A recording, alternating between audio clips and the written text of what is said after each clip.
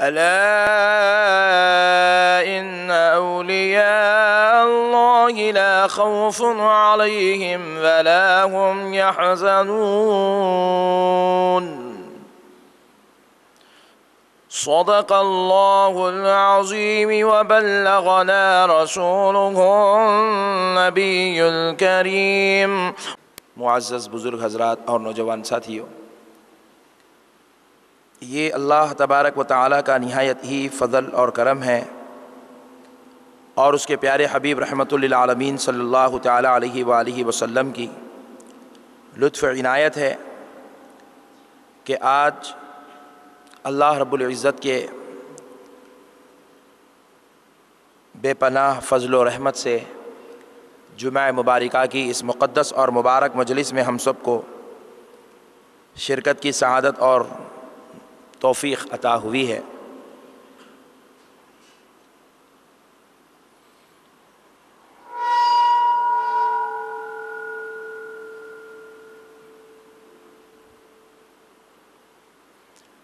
मुअज़्ज़िज़ सामीन इकराम, आज हम इंशाअल्लाह ताला औलिया इकराम रिज़वानुल्लाहि ताला अलैहिम अजमईन के मनाक़िब व दराजात पर रोशनी डालने की सआदत हासिल करेंगे कि अल्लाह रब्बुल इज़्ज़त ने अपने महबूबों और अपने प्यारे बंदों को किस कदर बुलंद व बाला दर्जा और ख़ुसूसी रहमत और शान से सरफराज फरमाया है। मुअज़्ज़िज़ सामीन इकराम, ये दुनिया का उसूल है, दस्तूर है कि जब कोई बंदा किसी के लिए कुछ करता है तो जिसके लिए अगर कुछ किया जाता है तो वो शख्स बदले में कुछ ना कुछ सामने वाले को उसके करने का सिला अता करता है। मसलन अगर कोई खादिम है, अपने मालिक के पास मुलाजिमत करता है, खिदमत में मसरूफ़ है, अपने मालिक की 1 महीना खिदमत करने के बाद मालिक अपने खादिम को कुछ ना कुछ तो ज़रूर दे देता है। कभी अपनी हैसियत के मुताबिक देता है तो कभी खादिम की इस्तिताअत के मुताबिक देता है। अगर आप किसी शख्स के लिए बिला मुआवज़ा भी अगर आप कुछ काम करना चाहते हैं, खिदमत करना चाहते हैं, हमदर्दी करना चाहते हैं, किसी मामले में रहनुमाई करना चाहते हैं, एक ईमानी जज्बे और हरारत के तहत अगर आप किसी के लिए कुछ कर भी देते हैं, जबकि करने वाले के दिल में मुआवज़े की कोई उम्मीद नहीं है, कोई ख्वाहिश भी नहीं है, कोई तमन्ना और आरज़ू भी नहीं है, लेकिन तब भी हम किसी के लिए कुछ करते हैं तो बदले में वो शख्स अगर हमें माल या कोई अशिया ना दे तब भी कुछ दे ही देता है। आप पूछें और क्या दे सकता है, तो कहेंगे किसी के अच्छे सिले के बदले में कुछ ना दे तो कम से कम दुआ तो ज़रूर दे देता है, या बदले में शुक्रिया का एक लफ्ज़ तो अदा कर देता है ताकि सामने वाले के दिल को तस्कीन मिल जाए, उसके इस अमल के बदले में उसको एक अच्छी राहत तो नसीब हो जाए। तो इंसान का ये दस्तूर है कि इंसान की अल्लाह ने फितरत ऐसी बनाई है कि अगर इंसान के लिए कोई दूसरा इंसान कुछ अच्छा काम कर दे तो बदले में कुछ मुआवज़ा या नहीं तो नहीं, कम से कम दुआ तो ज़रूर दी जाती है। लेकिन ज़रा गौर करिए मुअज़्ज़िज़ सामीन इकराम, एक इंसान के अंदर ये मादा है कि वो एहसान फरामोश भी हो सकता है। जिसके अंदर एहसान फरामोशी का मादा हो, वैसा एहसान फरामोशी का मादा रखने वाला बंदा किसी का एहसान ले ले, अगर पैसा ना दे तो कम से कम दुआ तो ज़रूर देता है। और अल्लाह की ज़ात वो है जो सिर्फ रहमान ही रहमान है, रहीम ही रहीम है, जिसके पास बदले के लिए बदला है, एहसान के लिए एहसान है, नेमत पर नेमत है, अता पर अता है, करम पर करम है, फजल पर फजल है। जो बंदा अगर कुछ ना करे तब भी वो सब कुछ अता करता है, लेकिन अगर बंदा कुछ कर ले उसकी रिजा के लिए तो फिर सोचो उसकी नवाजिशात का आलम क्या होगा, उसकी रहमतों का आलम क्या होगा, उसके फजलो इनायात का आलम क्या होगा। अजी बंदा उसको सजदे नहीं कर रहा है तब भी वो बंदे को खाना खिला रहा है।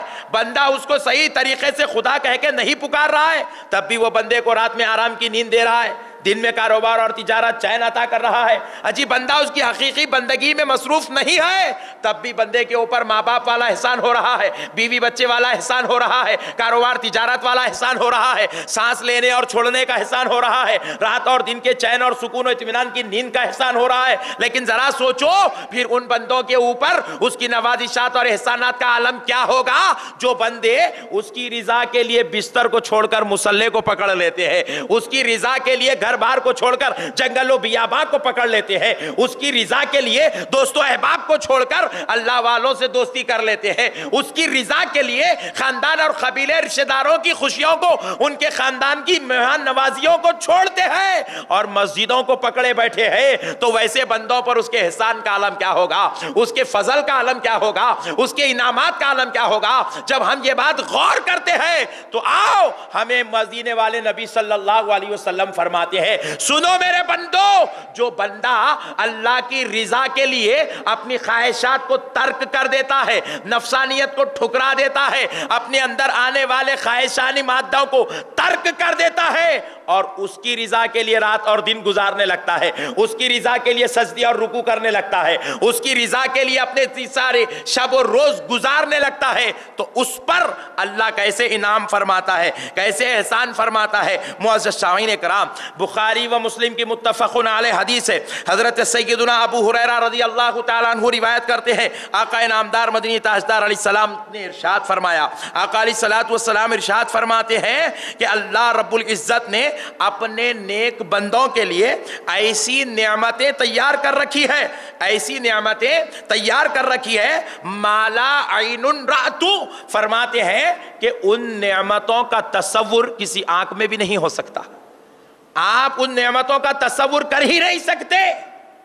अल्लाह ने वैसी नेमतें अपने उन नेक बंदों के लिए तैयार कर रखी है जो अज़ान सुनते हैं तो मस्जिदों को आ जाते हैं, जो रातों को देखते हैं तन्हाई में मुसल्लों को आबाद कर लेते हैं, जो दिन और रात हर गुनाह से बचते हुए नेकी की खुरबत में लगे हुए रहते हैं, अल्लाह की रिजा के लिए जिंदगी गुजारते हैं। हबीब पाक फरमाते हैं किसी आंख में वो तसव्वुर नहीं है, अल्लाह ने वैसी नेमत उन बंदों के लिए तैयार कर रखी है। फिर आगे इरशाद फरमाते हैं वला उज़्नुन समिअतु, और वो ऐसी नेमतें हैं ना किसी बयान करने वाले ने आज तक बयान किया, ना किसी कान ने आज तक उन नेमतों का चर्चा सुना।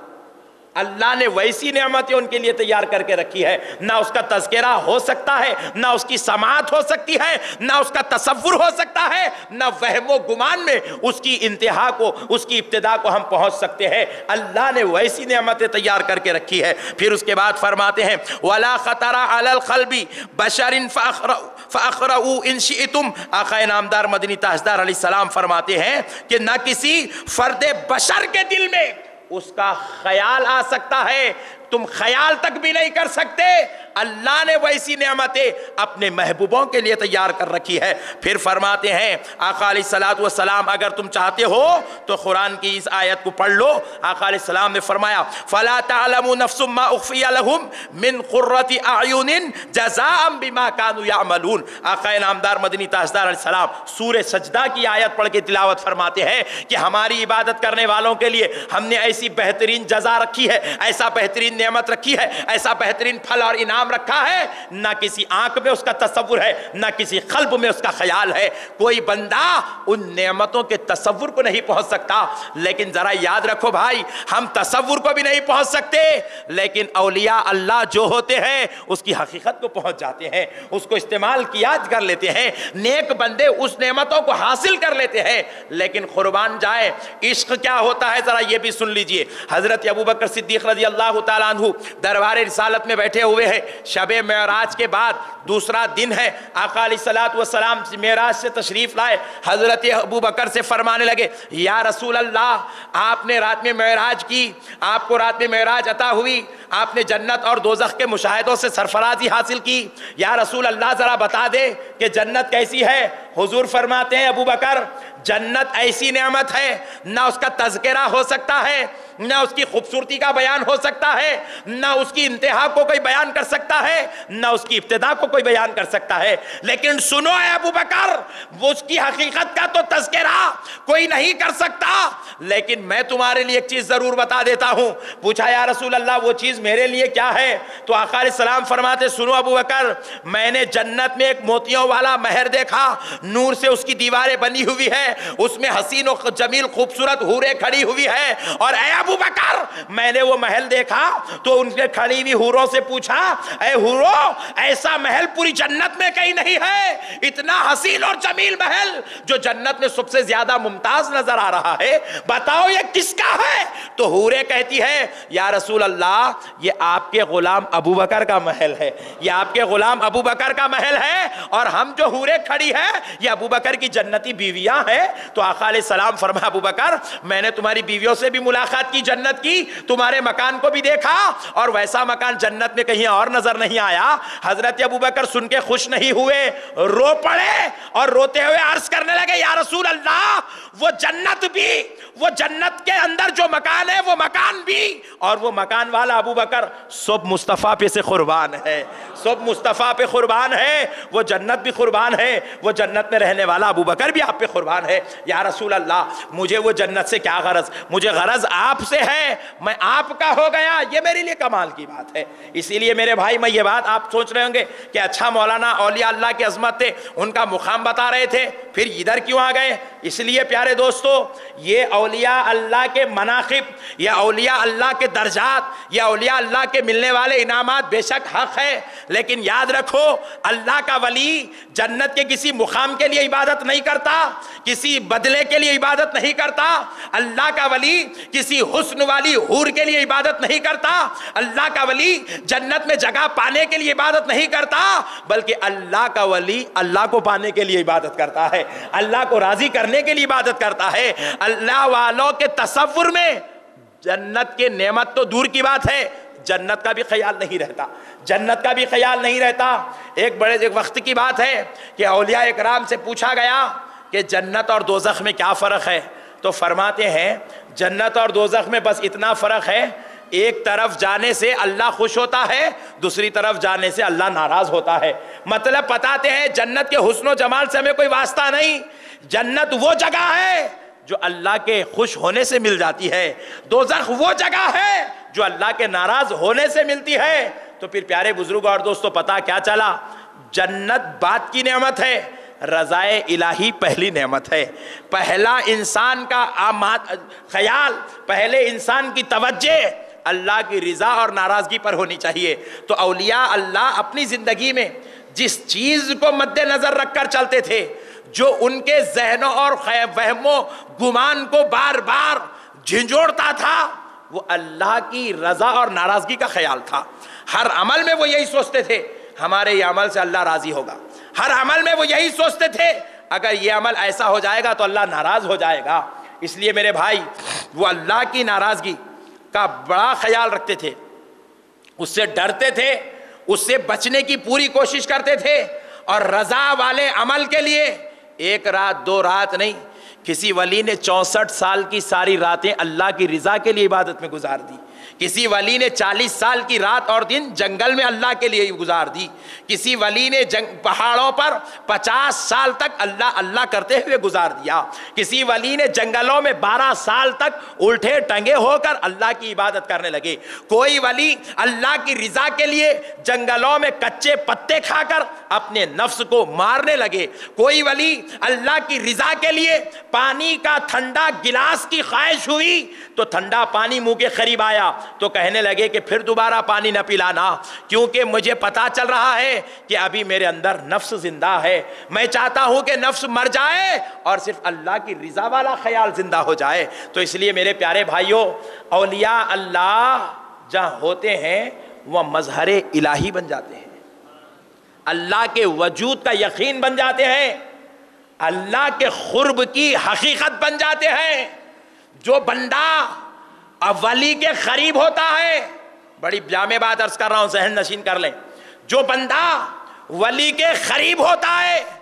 खुदा की कसम वो सिर्फ वली के करीब नहीं हो रहा है, वो अल्लाह के करीब हो रहा है, अल्लाह के करीब हो रहा है। आप पूछें क्या वली अल्लाह है? नौज बिल्ला, वली अल्लाह नहीं है, लेकिन वली अल्लाह से जुदा भी नहीं है, वली अल्लाह से दूर नहीं है। अल्लाह वही होता है जहां वली उल्लाह होता है, और जो वली उल्लाह के पास होता है वो अल्लाह के पास होता है। इसीलिए मुअज़्ज़िज़ सामीन कराम, फरमाया गया जाहिल की सोहबत में 2 महीने बैठने से बेहतर है आलिम की सोहबत में 2 लम्हे बैठ जाए, और आलिम की सोहबत में 2 महीने बैठने से बेहतर है वली की बारगाह के रास्ते से गुजर जाए। अल्लाह, ये वली का मुकाम है, ये वली का मुकाम है। खाली उसकी बारगाह के रास्ते से गुजर जाए तो इतनी बड़ी नेमत है। इसीलिए हदीस कुदसी है, मुहद्दिस दक्कन हुजूर सैयदुना अब्दुल्ला शाह साहब क़िबला रहमतुल्लाह अलैह अपनी किताब में इस हदीस पाक को नकल करते हैं, ज़ुजाजतुल मसाबिह शरीफ में, वजबत मुहब्बती लिल मुतहाब्बीन फिय्या, अल्लाह अपने आप पर वाजिब कर लेता है उन लोगों से मोहब्बत करना जो अल्लाह के महबूब बंदों से मोहब्बत करते हैं, जो अल्लाह के महबूब बंदों से मोहब्बत करते हैं। वल मुतजालिसीना फिय्या, अल्लाह अपने आप पर वाजिब कर लेता है उन बंदों से मोहब्बत करना जो अल्लाह वालों की मजलिसों में बैठते हैं। लोगों ने पूछा ये जिक्र में बैठना क्या है, जिक्र की मजलिसों में क्यों बैठते हो? बात करें कि गए वो हजरत के पास बैठ गए, वो क़िबला के पास बैठ गए, वो दरगाह में बैठ गए, वो वली का ने बैठ गए, वहाँ रात गुजार दी, यहाँ दिन गुजार दिए। नादान, तू नहीं जानता, यहाँ बैठना अल्लाह की मोहब्बत को पा लेना होता है। इनके पास बैठना अल्लाह की मोहब्बत को पाना है। पहली बात अल्लाह ने क्या कहा? मोहब्बत। जो मेरे वलियों से मोहब्बत करता है मैं उससे मोहब्बत करता हूँ। जो मेरे वलियों की मोहब्बत के बाद अल्लाह और क़रीब आया, कहा जो मेरे वलियों की मजलिसों में बैठता है मैं उससे मोहब्बत करता हूँ। अल्लाह और क़रीब आया, क़रीब आकर कहने लगा वल मुतज़ाविरीन फ़िय्या, जो मेरे महबूबों के मुखड़ों को तकते हैं, उनके चेहरों को देखते हैं, उनकी मज़ारात की ज़ियारत करते हैं, या उनके तसव्वुर को अपनी आंखों में बसा लेते हैं, अल्लाह कह रहा है मैं उनसे भी मोहब्बत करना अपने आप पे वाजिब कर लेता हूँ। जो मेरे वलियों का चेहरा देखे मैं उनसे मोहब्बत करता हूँ। अजी, उनका चेहरा देखने वाले से अल्लाह मोहब्बत करे तो फिर चेहरे वाले से मोहब्बत का आलम क्या होगा? चेहरे वाले से खुर्बत का आलम क्या होगा? चेहरे वाले से अल्लाह की शान का आलम क्या होगा? अच्छा, और एक बात देखो, चेहरे तो बहुत हैं, चेहरे तो बहुत हैं, लेकिन कुर्बान जाओ उन चेहरे वालों पर जिनके चेहरे की अजमत मुस्तफ़ा ने बयान फरमाई है। हबीब पाक सल्लल्लाहु ताला अलैहि वसल्लम इरशाद फरमाते हैं, हदीस पाक है, हज़रत अस्मा बिन्त यज़ीद रज़ी अल्लाह ताला अन्हा बयान करती हैं, क़ाला समिअतु रसूलुल्लाह सल्लल्लाहु अलैहि वसल्लम यक़ूलु अला उनब्बिउकुम बिख़ियारिकुम, आका अलैहिस्सलाम फरमाते हैं, ऐ सहाबियों, क्या मैं तुम्हें इस बात की खबर ना दूं कि तुम में सबसे बेहतरीन कौन है? कह दो सुभान अल्लाह। रसूलुल्लाह क्या कह रहे हैं? खियारिकुम, तुम में सबसे अच्छे कौन है, सबसे बेहतर कौन है, सबसे अफजल कौन है, सबसे आला दर्जात वाले कौन है? नबी क्या कह रहे हैं जरा गौर करो, बाद में उसके बाद बाजू वाले मौलवियों को गौर करते हैं। नबी फरमा रहे हैं क्या मैं तुम्हें इस बात की खबर ना दूं कि तुम में सबसे बेहतर कौन है? सहाबा ने कहा खालू बला या रसूल अल्लाह, या रसूल अल्लाह क्यों नहीं, जरूर फरमाइए। आका अलैहिस्सलाम फरमाते हैं खियारुकुमुल्लज़ीना इदा रुउ ज़ुकिरल्लाह, तुम में सबसे बेहतरीन वो है जिसका चेहरा देखो तो खुदा याद आ जाए। आका अलैहिस्सलाम फरमाते हैं जिसका चेहरा देखो तो खुदा याद आ जाए।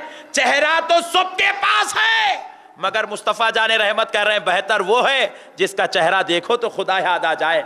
अब वो चेहरे वाले कौन होते हैं जिनका चेहरा देखो तो खुदा भी याद आ जाए और वो इस उम्मत में सबसे बेहतरीन लोग हैं, इस उम्मत में सबसे ज्यादा अफजल और आला दर्जे के लोग हैं, इस उम्मत से सबसे ज्यादा खुर्बत इलाही को, मोहब्बत इलाही को, अल्लाह के वजूद के खुर्बत को पाए हुए हैं। तो प्यारे बुजुर्ग और दोस्तों, आओ इसी बात को आका अलैहिस्सलातु वस्सलाम से पूछते हैं। नसाई शरीफ की हदीस है, नबी पाक अलैहिस्सलातु वस्सलाम इरशाद फरमाते हैं, हजरत अब्दुल्लाह इब्न अब्बास रज़ियल्लाहु ताला अन्हु ने इस हदीस पाक को रिवायत किया। पूछा गया, या रसूल अल्लाह अनिल औलिया अल्लाह, या रसूल अल्लाह ये औलिया अल्लाह कौन है? कुर्बान जाए, साहबा क्यों पूछे? इसलिए पूछे कि नबी पाक खुद औलिया का जिक्र फरमा रहे थे, औलिया की तारीफ फरमा रहे थे, औलिया अल्लाह की तारीफ फरमा रहे थे, औलिया अल्लाह की अजमतें बयान कर रहे थे, औलिया अल्लाह के मुकाम मनसब को बयान कर रहे थे।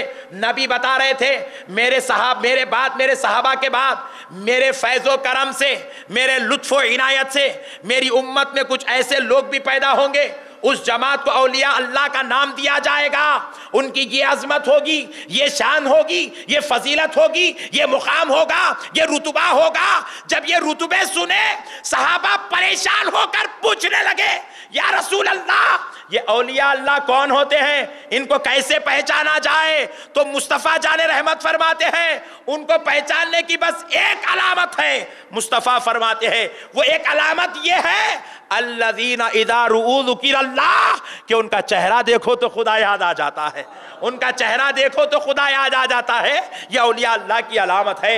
अजी देखो, अजी हम देखें औलिया अल्लाह की मजलिसों में हमने देखा, नमाजी भी बैठे हुए हैं, मुत्तकी भी बैठे हुए हैं, परहेजगार भी बैठे हुए हैं, आबिदीन व ज़ाहिदीन भी बैठे हुए हैं, सारे अच्छे बैठे हुए हैं। लेकिन सारे अच्छों के बीच में जब एक वली बैठ जाता है तो ऐसा पता चलता है सारे सितारों के बीच में चांद बैठा हुआ है, सारे सितारों के बीच में चांद बैठा हुआ है। तो पता क्या चला, अल्लाह के बंदे तो सब है, लेकिन बाज लोगों को अल्लाह इतनी खुर्बत दे देता है कि उनके चेहरों में खुदा का जलवा नजर आता है, उनके चेहरों में खुदा का मजहर नजर आता है, उनके चेहरों में खुदा का नूर नजर आता है, उनके चेहरों में खुदाई जमालो जलाल नजर आता है। प्यारे बुजुर्ग और दोस्तों, तो नबी पाक क्या कह रहे हैं, तुम में बेहतरीन वो लोग हैं जिनका चेहरा देखो तो खुदा याद आ जाए, और खुदा उनका चेहरा देखने से याद आता है जो औलिया अल्लाह होते हैं। तो पता चला औलिया अल्लाह सबसे बेहतरीन लोग हैं। मगर प्यारे बुजुर्ग और दोस्तों, जरा गौर कीजिए, औलिया अल्लाह सबसे बेहतरीन लोग हैं, ये बात कौन कह रहे हैं? वो कह रहे हैं अल्लाह ने जिसको सारे नबियों का सरदार बनाया है, अल्लाह ने जिसको बेहतरी का मरकज बनाया है, वो नबी फरमा रहे हैं औलिया अल्लाह सबसे बेहतरीन लोग हैं। अब आप जरा गौर करें, हम नबी की बात सुनेंगे या फिर बदअकीदा लोगों की बातों को सुनेंगे जो नौज़बिल्लाह अपने गंदे चेहरों की तरह, अपने पसीने वाले बदबूदार जिस्मों की तरह नबी को, वली को कहते हैं वो भी हमारी तरह है, नौज़बिल्लाह। अजी हमारे चेहरे का दीदार लोगों के लिए कराहत का सबब है, और वली के चेहरे का दीदार जिक्र इलाही का सबब बना हुआ है, याद इलाही का सबब बना हुआ है। तो दीदार में दोनों एक दूसरे के बराबर नहीं हैं, तो फिर जात के एतबार से दोनों एक दूसरे के बराबर कैसे हो सकते हैं? इसलिए मेरे प्यारे भाइयों, औलिया अल्लाह मुक़र्रिबीन इलाही का नाम है, औलिया अल्लाह मुहिब्बीन इलाही का नाम है। अल्लाह जिनके करीब रहता है, अल्लाह जिनसे मोहब्बत करता है, उनको औलिया अल्लाह कहा जाता है। तो मैं हदीस पाक सुना रहा था, ज़ुजाजतुल मसाबी शरीफ की है। आका अलैहिस्सलातु वस्सलाम इरशाद फरमाते हैं कि अल्लाह रब्बुल इज़्ज़त ने इरशाद फरमाया, मैं उन लोगों से मोहब्बत करना अपने आप पर वाजिब कर लेता हूँ जो अल्लाह से मोहब्बत, जो अल्लाह के बंदों से मोहब्बत करते हैं। अल्लाह फरमाता है मैं उन लोगों से मोहब्बत करना अपने आप पे वाजिब कर लेता हूँ जो वलियों की मजलिसों में बैठते हैं। मैं उन लोगों से मोहब्बत करना अपने आप पे वाजिब कर लेता हूँ जो मेरे वलियों के चेहरों का दीदार करते हैं। फिर आगे इरशाद फरमाया, बात लोग पूछते हैं, दरगाहों को जाते हैं, चादर चढ़ाते हैं, क्यों चढ़ाते हैं? फूल डालते हैं, क्यों डालते हैं? जाके हजरत को नजराने देते, जब गजब महीने को 500 रुपये 1000 रुपये मुरीद नजराना दे रहा है, मुर्शिद को क्यों देते हैं? बोले मियाँ वो मुर्शिद को लेके जाके 500 रुपये देने के बजाय अपने बच्चे की स्कूल की फीस बनो ने अच्छा पढ़ लेता। बोले कुछ भी नहीं मिला तो आखिरी में बच्चे याद आ गए, फीस याद आ गई लोगों को। मेरे प्यारे बुजुर्ग और दोस्तों, यही बच्चे, यही फीस उस वक्त याद नहीं आई जब बेचारा जाके गंदे कामों में पैसे उड़ा रहा था, फजूल खर्ची में अपना पैसा बर्बाद कर रहा था, गंदे कामों में अपना पैसा बर्बाद कर रहा है। तो कोई नहीं कहता कि गंदे कामों में पैसे क्यों उड़ाए जा रहे हैं, फजूल खर्ची क्यों की जा रही है, 20 लाख का वलीमा क्यों हुआ, या 10 लाख की शादी क्यों हुई। कोई मौलवी साहब नहीं बोलेंगे, आके खा के तारीफ करके जाएंगे, अरे क्या बेहतरीन वलीमा करे साहब आप। मगर फिर वही बेचारा 10 लाख के निके खानी और 20 लाख का वलीमा करने वाला 1000 रुपये निकाल के मिलादुन नबी के झंडियों को दे दिया तो हराम में डाल रहे। बोले अरे वहाँ 10 लाख की बेटा तू मुर्गी खाया हराम नहीं हुआ, 1000 रुपये मिलाद को गए तो हराम हो गया। तो पता क्या चला, जहाँ शरारत होती है वो कैसा भी उबल के निकल जाती है, वो बैठती नहीं, बच नहीं पाती, वो निकल जाती है। तो इसलिए प्यारे बुजुर्ग और दोस्तों, अगर कोई शख्स हमसे शरारतन ये पूछे कि औलिया अल्लाह की बारगाहों में ये चादरें, ये फूल के नजराने और मुर्शिदीन की बारगाहों में ये पैसों के नजराने क्यों देते हैं, तो कहना नादान, इसका जवाब अगर किसी मुफ्ती साहब से लिया जाए तो तेरा ख्याल हो सकता है मुफ्ती का फतवा गलत है, लेकिन ऐसा जवाब ले ले, एक जुबान से मुस्तफ़ा की निकल रहा है और मुस्तफ़ा जाने रहमत को रब्बे करीम फरमा रहा है। ये जवाब अल्लाह का भी है, रसूलुल्लाह का भी है। रसूलुल्लाह इरशाद फरमाते हैं, अल्लाह रब्बुल इज्जत ने इरशाद फरमाया, वल मुतबादिलीन फिय्या वजबत मुहब्बती, जो मेरे महबूबों को नजराने पेश करते हैं मैं उनसे मोहब्बत करना भी अपने आप पे वाजिब कर लेता। जो बक़ैद हयात हैं उनको नोट का नजराना, उनको किसी चीज का नजराना दिया जाता है, और जो आराम फरमा रहे हैं उनको चादर और फूल का नजराना दिया जाता है। एक साहब बोले भाई फूल के को डालना, तो बोले फूल नहीं डालेंगे तो अब क्या डालेंगे भाई, फतरे तो डाल नहीं सकते, मट्टी लेके जाके फेंक नहीं सकते, पैसे लेके जाके रख नहीं सकते, कपड़े तो कुर्ता पैजामा शेरवानी हजरत को अब बना नहीं सकते, तो लिहाजा कर क्या सकते, मज़ार पे चादर उड़ा सकते, दूसरा कुछ भी नहीं कर सकते। क्या भाई, इसलिए चादर उड़ा रहे। तू दूसरा तरीका है तो बता दे, हम लोग वैसा करना शुरू कर देते। अब क्या करेंगे, मज़ार के ऊपर नजराना तो देना है, क्योंकि अल्लाह फरमाया मेरे वली को तुम नजराना दो मैं तुमसे मोहब्बत करूंगा। हाँ ये कर सकते हैं, अगर वली की मज़ार के ऊपर छत नहीं है तो छत डला सकते हैं ये नजराना, लेकिन कोई एक शख्स डला लेगा, एक गुलाम अगर छत डला ले तो बाकी के गुलाम क्या करेंगे, तो बाकी के गुलाम दीवार बना ले, खिड़की लगा ले, वो कर ले, चलो 100 गुलाम मिलकर ये काम कर लिए, फिर उसके बाद के आशिक क्या करेंगे, कुछ नहीं कर सकते। तेरी इस्तिताअत और हैसियत के मुताबिक चादर चढ़ा ले, यही नजर समझी जाएगी। हम औलिया अल्लाह हमारी चादरों के मोहताज नहीं, हम औलिया अल्लाह को चादर देने की जरूरत महसूस नहीं करते। ये चादर देना, ये फूल डालना, हमने इसको वाजिब नहीं समझा, हमने इसको फर्ज नहीं बनाया, ये हमारे लिए जुज़े ईमान नहीं है, ये इस्लाम की रीढ़ की हड्डी नहीं है। लेकिन सुन, ये अमल अल्लाह की मोहब्बत को पाने का एक जरिया है, अल्लाह की खुर्बत को पाने का एक जरिया है। और खुदा की कसम, हम वली की मज़ार पर चादर और फूल भी इसीलिए चलाते हैं ताकि इनको नजर पेश करने से उनका रब खुश हो जाए, इनको नजर पेश करने से उनका रब खुश हो जाए। अल्लाह की रिजा के लिए वली को चादर पेश की जाती है, अल्लाह को राजी करने वली को फूल पेश किया जाता है, अल्लाह को राजी करने के लिए वली की बारगाहों में बैठने वाले गरीबों फुकरा मोहताजों को खाना खिलाया जाता है। इसलिए मेरे प्यारे बुजुर्ग और दोस्तों, अब जरा गौर कीजिएगा, अल्लाह रब्बुल इज्जत अल्लाह होकर फरमा रहा है, मेरे बंदो अगर तुम चाहते हो कि मुझसे मोहब्बत करो, तुम मुझसे अगर मोहब्बत करना चाहते हो तो नमाज पढ़ो, तुम मुझसे मोहब्बत करने का इजहार करना चाहते हो तो रोजे रखो, तुम मुझसे मोहब्बत करते हो इस बात के इजहार के लिए ज़कात दो, हज करो, माँ बाप की खिदमत करो, लेकिन ये तुम्हारा अमल मुझसे मोहब्बत का सबूत बनेगा नहीं। भाई आप बोलेंगे ये अल्लाह के आशिक है, बोले भाई क्या वजह से आपने कहा ये अल्लाह के आशिक है, तो आप फरमाएंगे ये दिन में भी नमाज पढ़ते हैं, रात में भी नमाज पढ़ते हैं। आशिक की अलामत है, अपने माशूक की रिजा के लिए रातों दिन मुसल्ले पे बैठा है। आशिक की अलामत है, रमजान के अलावा दीगर महीनों में भी नफिल रोजों का एहतमाम करता है। आशिक की अलामत है, एक हज फर्ज अदा होने के बाद भी बार बार हज की तरफ जाता है। आशिक मौला को रिजा राजी करने नवाफिल का एहतमाम करता है। अल्लाह फरमा रहा है, मेरे बंदे मुझसे मोहब्बत का इजहार करने मुसल्ले पर, रोजों पर, काबे पर आ जा, लेकिन सुन, अगर तू मेरे वलियों करे चले जाएगा तो तुझे मुझसे मोहब्बत के इजहार की जरूरत नहीं, मैं तुझसे मोहब्बत करने लगूंगा, मैं तुझको चाहने लगूंगा, मैं तुझसे प्यार करने लगूंगा। अब मामला उल्टा होगा। अल्लाह कह रहा है वजबत मोहब्बती, मैं तुझसे मोहब्बत करूंगा। वह नमाज में बंदा मुहिब था, अल्लाह महबूब था, वली करने आया, बंदा मुहिब बन गया, अल्लाह महबूब, बंदा महबूब बन गया, अल्लाह मुहिब बन गया। अल्लाह कह रहा है मैं तुझसे मोहब्बत करूंगा, मैं मुहिब बन जाता हूं और तुझको महबूब बना देता हूं। प्यारे बुजुर्ग और दोस्तों, यह औलिया अल्लाह की शान है, यह औलिया अल्लाह के मामलात है। अल्लाह इनसे इतना करीब है, जो इनसे करीब हो जाता है अल्लाह उनका महबूब बन जाता है, अल्लाह उनका मुहिब बन जाता है और उनको महबूब बना लेता है। कुर्बान जाओ मेरे भाई अल्लाह की इस शान पर, अल्लाह की इस अता पर, अल्लाह की इस मेहरबानी पर। इसलिए मेरे प्यारे भाइयों, दुनिया में हर चीज किसी ना किसी के खुर्ब का एक जरिया बनती है, खुर्ब का जरिया है। मिसाल के तौर पर सवारी है, यह मंजिल के करीब होने का जरिया है।